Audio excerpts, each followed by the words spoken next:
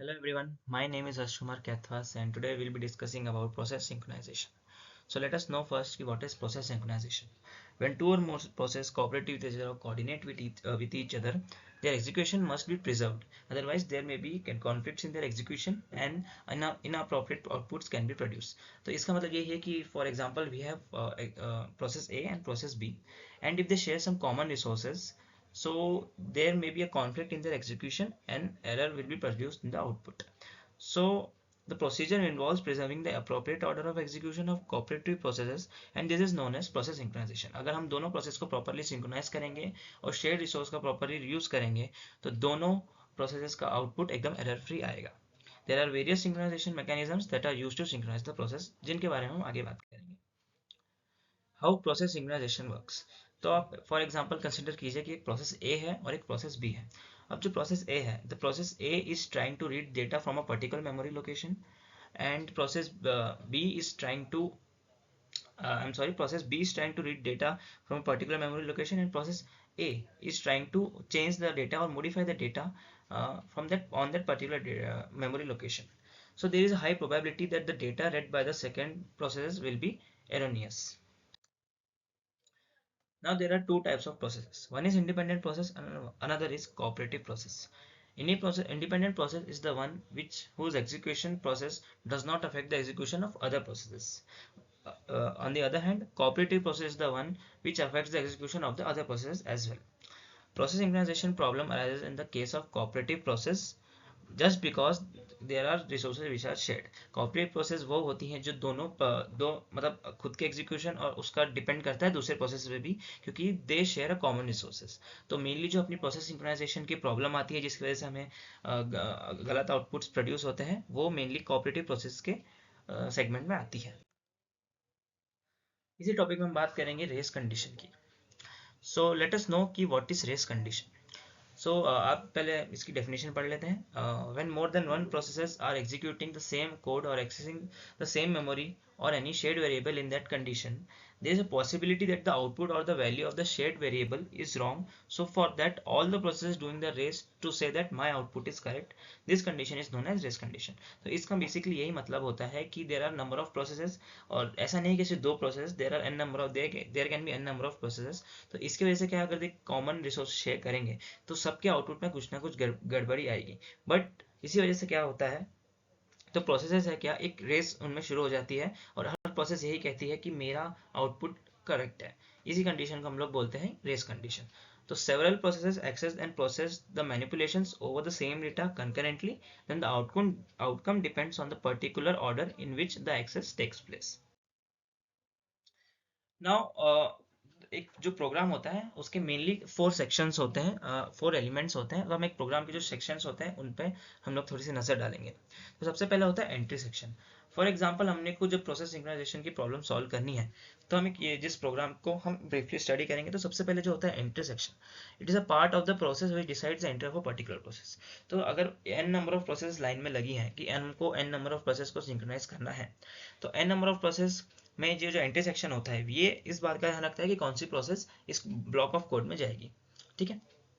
अब नेक्स्ट होता है हमारा क्रिटिकल सेक्शन. क्रिटिकल सेक्शन बहुत ही इंपॉर्टेंट होता है. This part allows the process to enter and modify the shared variable. अब जो क्रिटिकल सेक्शन होता है इसमें जो शेयर्ड वेरिएबल होता है जो प्रोसेस एंटर करेगी उसी प्रोसेस को अलाउ किया जाता है कि उस प्रोसेस को उस शेयर्ड रिसोर्स को यूज करे मॉडिफाई करे और किसी एक टाइम पे एक ही प्रोसेस को अलाउ करता है क्रिटिकल सेक्शन. दैट्स व्हाई ये सबसे ज़्यादा इंपॉर्टेंट है. एग्जिट सेक्शन ये होता है कि exit section allows the other process that are waiting in the entry section to enter into the critical section. It also checks that the process that are finished its execution should be remove through this section. तो जो exit section होता है ये क्या allow करता है कि जो प्रोसेस जिसने रिसोर्स शेयर कर लिया है रिसोर्स यूज कर लिया है मॉडिफाई कर लिया है उसको ये एग्जिट देता है और जो अदर एंट्री में जो अदर बाकी प्रोसेसेस लाइन में लगी हैं उन्हें वो अलाउ करता है one by one and so that they check the process that finished its execution should be removed. और जो मतलब जिन प्रोसेस का ये यूज हो चुका है उसको एग्जिट दे देता है और जो नई प्रोसेस हमको एंट्री दे देता है एंट्री सेक्शन के थ्रू. और रिमाइंडर सेक्शन हमारा वो होता है जो बचा हुआ पीस ऑफ कोड जो भी एंट्री सेक्शन क्रिटिकल सेक्शन और एग्जिट सेक्शन के अलावा हमारा जो भी बचा हुआ कोड होता है उसे हम रिमाइंडर सेक्शन के अंदर आता है.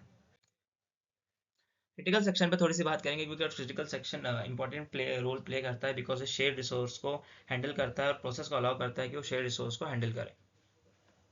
So critical section is a code segment that can be accessed by only one process at a time. Critical section में एक ही process allow की जाती है जो कि shared resource को modify कर सकती है, use कर सकती है.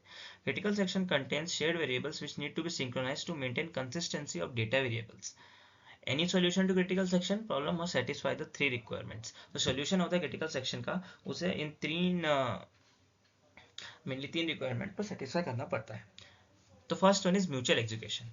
सो म्यूचुअल एग्जीक्यूशन के बारे में बात करते हैं. Mutual execution is mutual exclusion के बारे में सबसे पहले बात करते हैं. Mutual exclusion is a special type of binary semaphore. So semaphore के बारे में आप मतलब पूछेंगे तो सीमाफोर का मतलब होता है एक नॉर्मल वेरिएबल्स जिसको हम जिसका हम यूज करते हैं to coordinate activities of multiple processes. Multiple processes जो भी होती है उनको उनके एक्टिविटीज को हम कोऑर्डिनेट करने के लिए जो वेरिएबल्स यूज करते हैं उसे हम ऑपरेटिंग सिस्टम के टर्म्स में सीमाफोर बोलते हैं. The mutual exclusion is a special type of binary semaphore which is used for controlling access to the shared resource. It includes a priority inheritance mechanism to avoid extended priority inversion problems. Not more than one process can execute in its critical section at one time. तो priority based mutual exclusion का मतलब basically ये होता है कि एक इसमें एक priority inheritance mechanism होता है जो कि extended priority inversion problems को रोकता है. तो ये होता है कि एक टाइम पे एक ही प्रोसेस क्रिटिकल सेक्शन में आ सकती है और अगर प्रायोरिटी हाई है तो mutual exclusion principle critical section में उस प्रायोरिटी वाइज उस प्रोसेस को अलाउ करता है.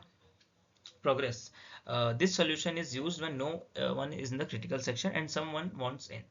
Then those processes not in the remainder section should decide who should go in a final time. जब कोई भी प्रोसेस सारी प्रोसेस एग्जीक्यूशन हो चुका है, कोई भी प्रोसेस नहीं बची है, तब हम इस सेगमेंट के बारे में बात करते हैं. Bound waiting. Bound waiting वो होता है when a process makes a request for getting into critical section.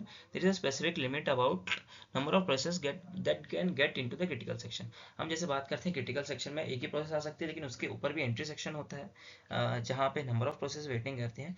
तो bound waiting आप ये समझ लीजिए कि थोड़ा सा जो भी waiting time दिया जाता है एक प्रोसेस को कितना वेट करना पड़ता है अप्रोक्सीमेट लेवल पे ताकि वो क्रिटिकल सेक्शन में जब आ सके तो उसको पता रहे कि अप्रोक्सीमेट टाइम इतना है क्रिटिकल सेक्शन में एंट्री के लिए. Now let us know some advantages and disadvantages of process synchronization. अगर आप process synchronization का इस्तेमाल करते हैं तो ये क्या होता है डेटा की कंसिस्टेंसी और इंटीग्रिटी को हैंडल करता है क्योंकि डेटा जो है प्रॉपरली यूज और मैनेज किया जा रहा है तो डेटा एकदम कंसिस्टेंसी रहता है. अवॉइड रेस कंडीशन जो होती है कि मेरा हर प्रोसेस बोलती है कि मेरा आउटपुट सही है, मेरा आउटपुट सही है, इस कंडीशन को रिजॉल्व कर देता है और सभी प्रोसेस का आउटपुट एररलेस आता है. Prevents inconsistent data due to concurrent access. Inconsistent concurrent access का मतलब यही होता है कि जो कॉमन रिसोर्सेज शेयर्ड है उसका कंकरेंट एक्सेस कम हो जाता है जिससे वो इनकंसिस्टेंट डेटा को प्रिवेंट करता है. Supports efficient and effective use of shared resources. तो शेयर्ड रिसोर्सेज जो है क्लियरली हमें समझ आ रहा है सेंटेंस है कि एफिशिएंट एंड इफेक्टिव यूज होता है शेयर्ड रिसोर्सेज का क्योंकि एक टाइम पे एक ही प्रोसेस उसे यूज करती है. Now let us look at some disadvantages. तो ये जो है adds overhead to the system. This can lead to performance degradation. Increases the complexity of the system. As एक एक करके प्रोसेस हैंडल की जा रही हैं और शेयर्ड रिसोर्सेज एक एक करके आ रहा है तो the number of process in the bound waiting will be more. तो जिसकी वजह से complexity of the system increases होती है. Can cause deadlocks if not implemented properly. एक बहुत ही फेमस सॉल्यूशन आता है हमारे पास. There are number of solutions I guess तो मतलब 4 और 5 सॉल्यूशंस है but mainly is Peterson solutions. So let us look at Peterson solution. Peterson solution is widely used solution critical section problems के लिए. एक वाइडली सॉल्यूशन है Peterson solution. ऐसा एक साइंटिस्ट ने डेवलप किया था इसलिए इनका नाम पीटरसन सॉल्यूशन है. In this solution, when a process is executing in a critical state, then the other process only executes the rest of the code, and the opposite can happen. This method also helps to make sure that only a single process runs the critical section in a specific time. तो क्या होता है एक process अगर हमारे पास piece of code है और critical section जो है उस कोड का उसमें पर्टिकुलर प्रोसेस है जो कि शेयर्ड वेरिएबल को यूज कर रही है. तो इसमें ये होता है कि पीटरसन सॉल्यूशन में ये होता है कि जो रेस्ट ऑफ द कोड है वो बाकी प्रोसेसेस को दे देता है ताकि उनका बाकी काम तो हो जाए. तो इसी मेनली इसका यही काम होता है. जैसे कि आप देख सकते हैं बूलियन फ्लैग आई जो क्या करता है initialise to false. Initialise no one is interested in the entering critical section. अगर देखिए आप इनिशियलाइज टू फॉल्स है मतलब फ्लैग आई को फॉल्स कर दिया है कि no one interest critical section में भी कोई प्रोसेस एंटर नहीं हो रही है. Int turn the process whose turn is to enter the critical section. अब हम इंट टर्न इसलिए लिख रहे हैं ताकि जिस प्रोसेस का नेक्स्ट नंबर है वो प्रोसेस ये क्रिटिकल सेक्शन में जो प्रोसेस है उसके बाद इसका नंबर आ जाए। तो आज के लिए हमारा टॉपिक बस इतना ही था। Thank you so much.